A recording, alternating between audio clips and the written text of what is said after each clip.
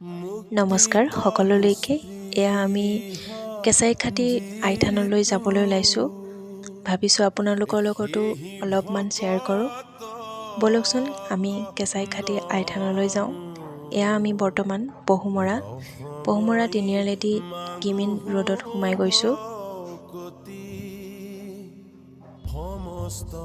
ৰাস্তা খুবেই ভাল, কোনো সমস্যাই নাই আৰু চিধা ৰাস্তাতেই যাব লাগে ধৰি লওক। আৰু পৰিৱেশটো বহুতেই নিকা।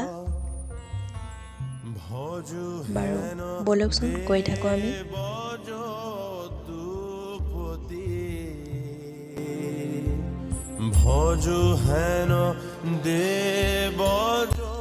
এয়া আমি কেঁচাইখাতি আইথান পাই গ'লোহি।